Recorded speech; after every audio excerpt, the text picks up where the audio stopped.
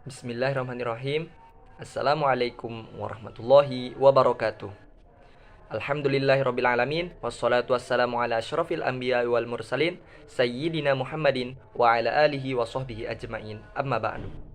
Pertama-tama, marilah kita panjatkan puja dan puji syukur kita kehadirat Allah Subhanahu wa Ta'ala yang telah memberikan kita nikmat sehat dan sempat sehingga kita dapat berjumpa kembali pada mata kuliah, kurikulum, dan pembelajaran. Ya, di sini sebelum saya menjelaskan materi, saya akan memperkenalkan diri. Perkenalkan, nama saya Lalu Muhammad Fahmi Wira Saputra dengan NIM 200111110042 dari Prodi Pendidikan Agama Islam kelas A. Baik, langsung saja di sini kita akan membahas sistem kurikulum dari negara Amerika Serikat. Sistem kurikulum dan pendidikan yang ada di Amerika memiliki standar operasional yang tinggi dan berkualitas.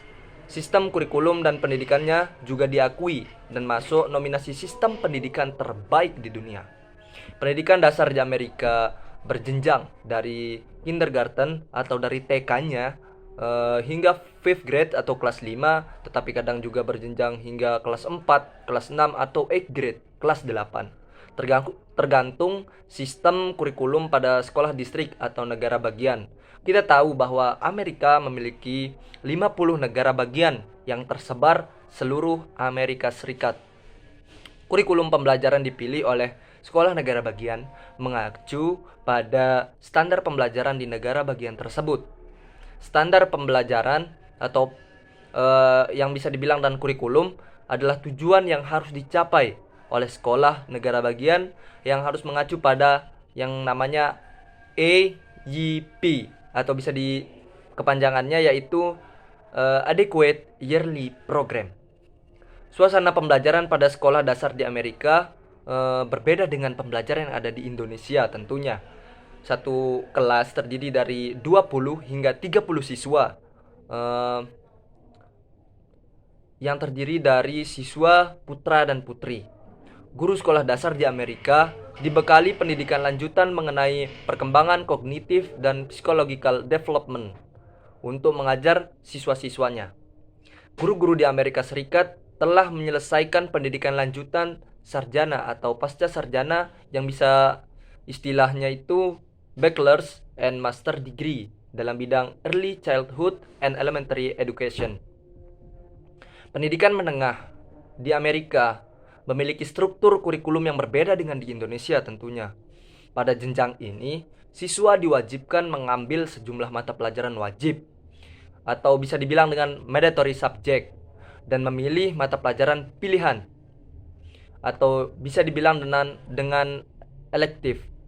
Aturannya adalah siswa di Amerika diwajibkan untuk mengambil satu mata pelajaran wajib dan satu mata pelajaran tambahan atau elektif tadi. Yang termasuk dalam mata pelajaran wajib atau mandatory subject itu ada 4. Yang pertama sains, yang include ilmu pengetahuan alam, meliputi biologi, kimia, dan fisika. Yang kedua, mathematics atau matematika, meliputi aljabar, geometri, prekalkulus, dan statistik. Yang ketiga, English yaitu pelajaran bahasa Inggris, meliputi sastra, humaniora, mengarang, dan belajar berbahasa Inggris dengan baik dan benar.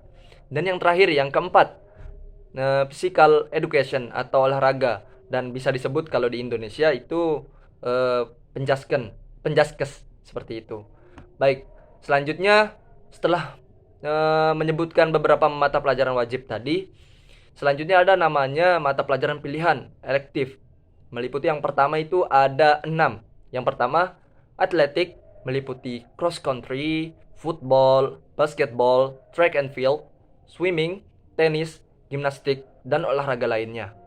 Yang kedua, career and technical education, meliputi agriculture atau agri-science, business atau marketing, family and consumer science atau health occupations. Yang ketiga, computer word processing, meliputi programming, design, and editing. Dan yang keempat, foreign language, meliputi bahasa Spanyol dan bahasa Prancis sebagai bahasa umum. Dan bahasa tidak umumnya itu yaitu bahasa Cina, Latin, Yunani, Itali, Jepang. Itu adalah bahasa yang tidak umum. Dan yang kelima, performing art or visual art meliputi paduan suara, band, orkestra, drama, seni rupa, fotografi, keramik, dan dance. Dan yang terakhir, yang keenam, itu ada publishing meliputi jurnalisme atau koran siswa, buku tahunan, dan majalah siswa. Ini tentunya memberikan semangat pada masing-masing pelajar yang ada di Amerika bahwa tidak hanya mengambil pelajaran akademik saja, namun memiliki pelajaran tambahan yang mampu mengembangkan bakat dan minat yang mereka miliki. Tentu saja ini sangat berbeda di Indonesia karena di Indonesia itu kebanyakan teori-teori saja, jarang ada praktik-praktik sehingga siswa tak kadang itu menjadi bosan saat pelajaran berlangsung karena diasupi oleh materi-materi saja, teori-teori saja tanpa adanya praktik. Baik, selanjutnya mengenai jam sekolah di Amerika Serikat. Terbagi menjadi tiga. Yang pertama SD. SD itu masuk pukul 8.40 sampai 15.15. Ini tentunya lebih siang dari Indonesia. Biasanya di Indonesia itu masuknya itu jam 6, jam 6.30 itu siswa sudah ada berada di sekolah. Tetapi untuk anak-anak SD di Amerika, sekolah dasar itu mulai dari jam 8.40. Tentunya ini tidak memberatkan siswa karena mereka bisa jalan lebih siang dan tidak terburu-buru menuju sekolah. Dan yang selanjutnya SMP, jenjang SMP itu masuk pukul 7.50, lebih disiplin dari sekolah dasar. Karena mereka dituntut untuk terus berkembang dan menyesuaikan diri pada lingkungannya. Dan mereka pulang itu pukul 14.50, jam 3 kurang 10 lah. Dan yang terakhir SMA. SMA ini masuk pukul 8 juga, 8.15 sampai kira-kira 15 atau jam 3.15 lah. Ini menunjukkan bahwa pendidikan di Amerika itu efektif, baik secara akademik maupun non-akademiknya juga semuanya jalan. Baik, di samping itu kita membahas selanjutnya mengenai kurikulum dan metodologi pengajaran guru di Amerika. Jadi tidak hanya siswa saja yang diberikan asupan pelajaran, materi yang ada dalam kelas, tetapi guru juga penting diberikan ilmu, bekal dasar untuk bagaimana cara mengajar yang baik kepada siswa-siswanya. Kebiasaan otonomi yang sudah lama dan kuat serta keadaan masyarakat sangat mempengaruhi bentuk kurikulum serta cara mengajar di Amerika Serikat. Hingga sekarang ini, di sini tidak ada kurikulum nasional yang resmi, bahwa Amerika tidak memiliki kurikulum yang resmi di negaranya. Bagian pendidikan negara bagian menggariskan kurikulum dengan tingkat variasi yang cukup besar dan memberi peluang pada daerah setempat untuk mengembangkan kurikulum yang ada di daerahnya dan sesuai dengan daerah bagian tersebut. Pada awalnya sekolah Amerika sangat dipengaruhi oleh agama dan fokus pada keterampilan tulis baca. Namun semenjak abad ke-19, perhatian terhadap masalah sosial semakin menonjol. Dan mata pelajaran yang diajarkan dalam kelas fokusnya juga bergeser seperti itu. Selanjutnya, sistem pendidikan di Amerika mempunyai sifat yang khas dan berbeda dari sistem pendidikan di negara-negara lain. Hal ini terutama karena sistem pemerintahannya yang mendelegasikan kebanyakan wewenang kepada negara bagian dan pemerintahan lokal. Yang kita sebut tadi 50 negara bagian yang ada di Amerika. Itu bisa disebut distrik atau kota. Itu kurikulum yang ada di Amerika terbagi dari 50 kota-kota tadi atau distrik-distrik tadi.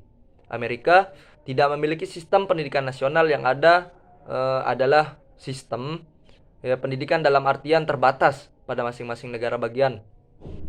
Hal ini berdasarkan pada filosofi bahwa pemerintah federal atau pusat yang ada di Amerika harus dibatasi perannya, terutama dalam pengendalian kebanyakan fungsi publik seperti sekolah, pelayanan sosial, dan lain-lain. Jadi pemerintah pusat federal di Amerika tidak memiliki kewenangan khusus untuk beberapa hal tersebut. Karena itu di Amerika dalam pendidikan dasar dan menengah tidak ada kurikulum nasional, bahkan tidak ada kurikulum negara bagian. Karena ini sudah bisa dibilang Amerika itu memang benar-benar tidak memiliki kurikulum nasional secara resmi. Apa yang ada hanyalah semacam standar-standar kompetensi lulusan yang ditetapkan pemerintah negara bagian atau pemerintahan lokal. Walaupun begitu, pemerintah federal pusat diberi wewenang terbatas untuk menginvestasi dan masalah dalam masalah pendidikan bila terkait dengan 4 hal. Itu pemerintah federalnya bisa ikut campur jika terkait dengan 4 hal dalam pendidikan di Amerika. Yang pertama, memajukan demokrasi yang ada di Amerika. Yang kedua, menjamin kesamaan dalam peluang pendidikan. Ketiga, meningkatkan produktivitas nasional. Dan yang keempat, memperkuat pertahanan atau ketahanan nasional. Apabila di pendidikan Amerika mencakup 4 hal tersebut, maka pemerintah pusat federal Amerika berhak untuk ikut campur hal tersebut. Baik, kita akan lebih rinci membahas tentang bagaimana perbedaan kurikulum yang ada di Indonesia dan Amerika. Indonesia dan Amerika memiliki perbedaan sistem pendidikan yang cukup mencolok atau bisa dibilang sangat mencolok. Perbedaan di antara keduanya yaitu jika di Amerika, mereka lebih menekankan untuk belajar langsung praktik di lapangan. Berbeda dengan di Indonesia yang lebih banyak menggunakan materi, setiap pembelajarannya teori. Jika kita ingat kembali coba pada masa SD atau sekolah dasar hingga sekolah menengah atas yang ada di Indonesia, kita sering diajarkan atau selalu diajarkan lebih banyak menggunakan materi. Materi tersebut juga terkadang melebihi kapasitas otak pada anak atau pada siswa. Karena itulah siswa tidak dapat mencerna pelajaran tersebut secara maksimal atau sempurna. Di Indonesia, sering juga kita temui para siswa enggan untuk bertanya pada gurunya di jam pelajaran karena mereka tidak mau dicap bodoh, dungu atau lamban oleh teman-temannya. Mereka lebih memilih untuk bertanya apa yang tidak penting seperti mata pelajaran hal-hal yang di luar mata pelajaran kepada gurunya di luar mata pelajaran pula. Karena beda halnya dengan Amerika, di negara tersebut selalu memberi sesi tanya jawab pada jam pelajaran setelah semua materi dijelaskan, guna untuk membuat siswa lebih aktif, lebih interaktif dan memahami materi, menambah komunikasi antar siswa dan guru untuk melatih rasa percaya diri tentunya pada siswa tersebut. Para siswa pun di sana juga aktif dalam bertanya apa yang ia tidak ketahui, karena siswa di Amerika mempunyai rasa ingin tahu yang sangat besar dibandingkan dengan siswa-siswa yang ada di negara kita, yakni Indonesia. Baik, mungkin hanya itu saja yang dapat saya sampaikan mengenai kurikulum yang ada di Amerika dan bagaimana perbedaan kurikulum pendidikan di Amerika dan juga di Indonesia. Baik, demikian. Mohon maaf apabila ada salah kata dan tutur kata yang kurang sopan. Terima kasih. Wassalamualaikum warahmatullahi wabarakatuh.